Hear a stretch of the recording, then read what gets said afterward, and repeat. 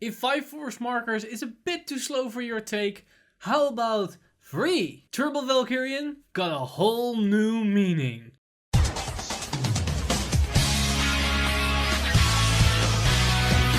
Stand up! Vanguard!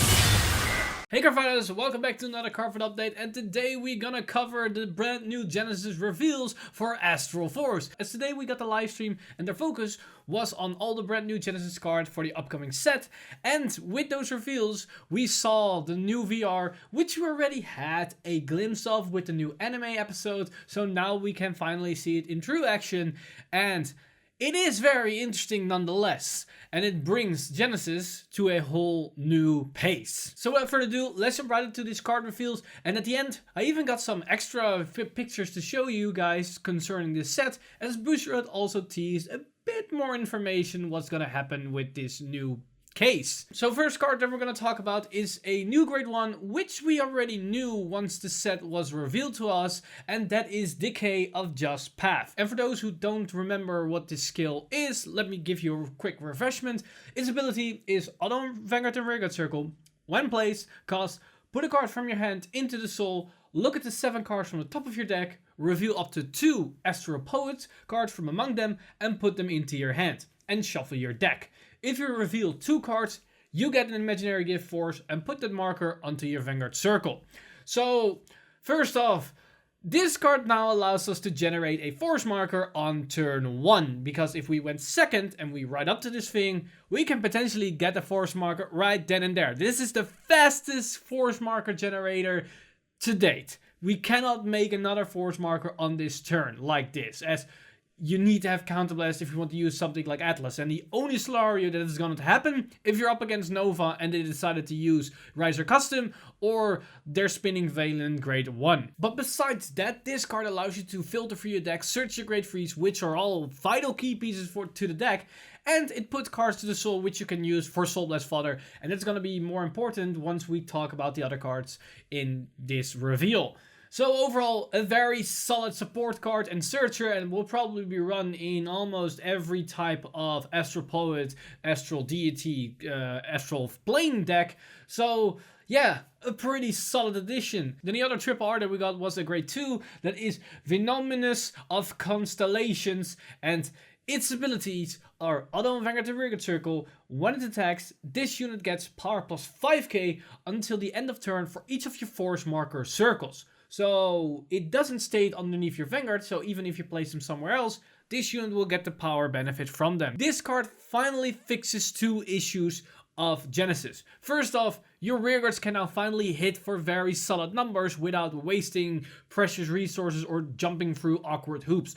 This card can beat really hard together with Valkyrion and Uranus or whatever your main grade 3 Vanguard is going to be. But also at the same time, you now have more of a reason to keep generating more force markers once you get over your threshold of 5 force markers to activate your Astral Plane.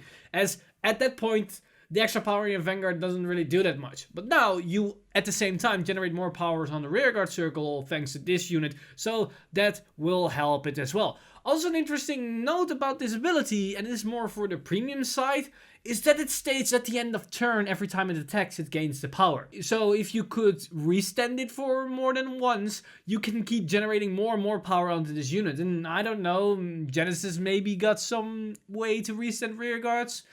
Wild guess, something like a Wiseman loop with those stand triggers.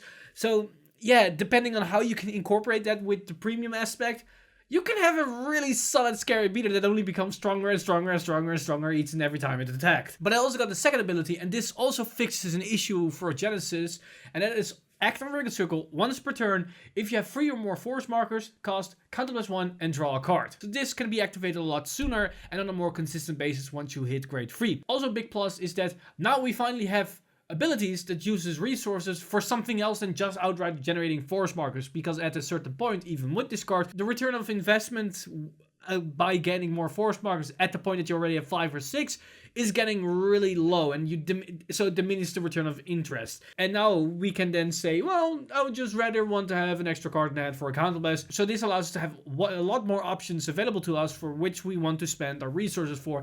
And also having more in-narrow draw power is always going to be very useful for a deck like the Astral Plane deck, as you have a lot of key pieces that you're reliant on. So the more draw potential you have, the better it is for the deck. So this is a very solid grade 2 support card, as it fixes inherent problems of the deck. It gives you more draw potential. It isn't really necessarily reliant on having a significant amount of force markers, and it can also be a solid beater without force markers on its own column to generate more powerful attacks, which is also a big issue of the deck, as your rearguard columns usually tend to be on the lower spectrum of your power potential. But this whole thing was a build up to the new VR, and that is the second form of Uranus, and that is Origin Deity of Heavenly Light, Uranus. And its abilities are act on Vanguard Circle if your Vanguard Circle has 3 or more force markers, cost, soulless 1 or more cards with the sum of their grades being 5 or greater,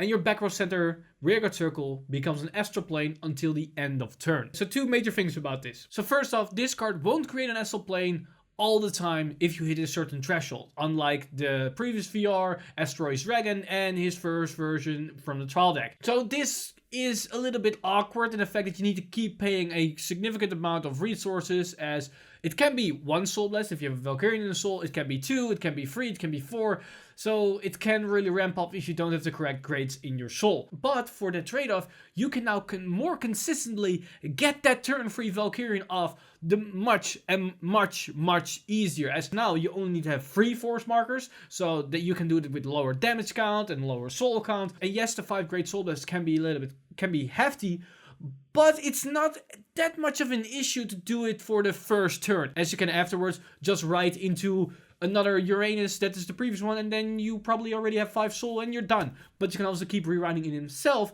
and then you already have a grade 3 in soul. You only need to put 2 grade 1s or a grade 2, and you can go again for next turn. But the major part about this is that it gives the deck more options to create that astral plane in more different scenarios than just always having to need that 5 force markers. I think this ability on its own is a solid addition to the deck, as you can now experiment with different kinds of strategies in how you want to generate that astral plane and then go to Valkyrion. The second ability is very interesting, as that's auto and Vanguard Circle. Once per turn, at the end of the battle, your Astral Deity attacked, cost, rest 2 of your Astral Poets, so that's all your grade 3s.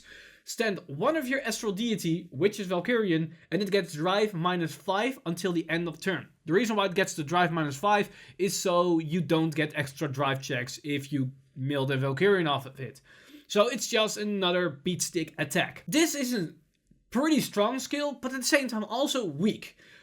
And what I mean with that is, it's pretty damn strong if you can resend your Valkyrion and you got a crit on top of it with a drive check or something like that, and you went first, so your opponent is grade 2.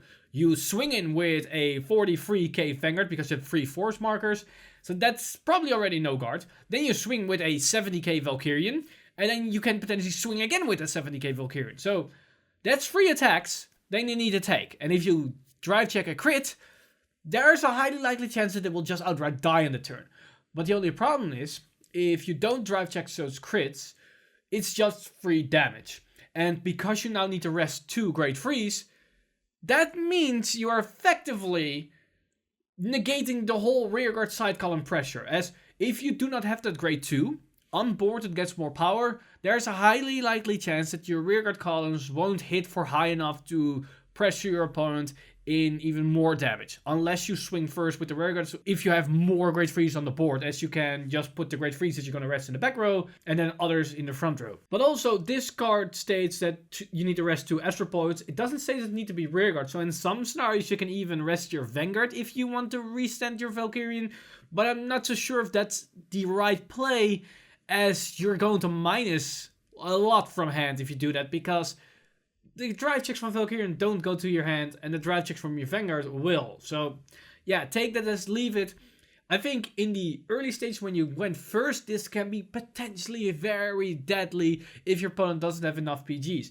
In the mid to late game, it depends on the scenario if you can set up the right board, as you are potentially sacrificing your rearguard side columns. But it is where the grade 2 comes into play. So this grade 3 is a very interesting take on the deck. It's not necessarily outright an improvement of the previous grade 3s that we have, as it can generate a astral plane a lot sooner, but it does have some restrictions with it, and it cannot keep sustaining that astral plane turn after turn. So going into the older Uranus might even be beneficial during the late game, and also the resend ability in some scenarios can be very good, but if you do not have enough astral poets, it might not even do anything for you. But what is interesting about this grade 3 with how it works is that your Searcher, Deputized Bear, suddenly got an entire new function in the deck. Because usually you want to place Deputized Bear onto the board, then search for a Valkyrion and get it to hand and then call to the field. The negative downside of Deputized Bear at the time was if you had 2 or less force markers, you were forced to put a card into the soul. But now,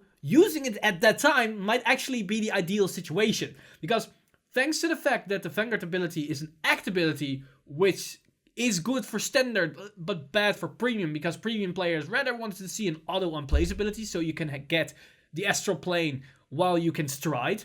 But we might get this stride from the premium collection that can fix this issue, but we're going off a tangent. So, because it's an act ability, we can wait for Soul Blasting that 5 to generate the astral plane. So what we can do with Deputized Bear is have 2 force markers placed on the board, search a Valkyrion, hopefully it's in the top 7, get it to hand, and then place a card from our hand into the soul that will help attain that 5 grades. Because by just naturally writing, we have a grade 1 and a grade 2 in the soul. So if we then add another grade 2 from hand, then we can soul blast 5 grades and get the astral plane. What we can also have is that we already have a Valkyrion in hand. Then we can put the Search Valkyrion into the soul, that fixes the Soul Blast 5, and then we can use the remaining soul with maybe a rearguard Uranus from the Astral Deck to generate the third force marker to meet the conditions. So suddenly Deputized Bear got a whole nother meaning and a function in the deck than just its regular purpose. And that makes the card even more versatile and a lot better. So if we take a look at the whole picture of these 3 cards that were revealed today, it is a very clear image that they're trying to depict and how you should use this new Uranus build or the new Astral Plane deck. As what the main strategy is that they want you to write into Orange Deity of Heavenly Light Uranus at your first grade 3 turn. You will generate a force marker, probably have another force marker already generated through other cards. We do have a lot of cards that can do that. So let's say we have a 2. They want you to use the new grade 1 decay to search out 2 extra Astral Poets and then get the third force marker, then Soul Blast enough grades to open up the Astral Plane, and you have Valkyrion onto the board. Then what you can do is place the 2 Astral Poet that you just searched out with decay onto the field in the back row. So you can rest them for once you want to resend Valkyrion. And then in the front row, you can place either another grade 3 or you can place the new grade 2 that will gain even more power. As you already have 3 force markers, means it will gain an additional 15k power, which will make it a 25k beater. And if you have some counterblast left, you can counterblast 1 and draw a card. So maybe if you missed another card to make this combo active, then you can do it like that. And that's basically how they want to make the new Astral Deck function, that it's more aggressive in the early game, and then you can fill the rest of the deck with the generic stuff like Deputized Bear, Atlas, maybe Mitsuki for even more force marker generation, and then of course your support grade 3 can either be Uranus from the Astral Deck, or it can be Asteroid's Dragon, where you can then the following turn go into those cards to basically go into the generic playstyle that we're used to afterwards, as we are then in the late stages of the game where those cards can do their thing, what they're meant to do. So that's an interesting take, as they now want to strive for a more faster and quicker Astral Plane deck for Genesis, but at the same time they don't want to make those cards outright a better increment of what we already have, so they add these restrictions on top of them. And I think that's a very smart move, as I was very scared with the fact that we're getting another Uranus so soon after the one from the Trial Deck,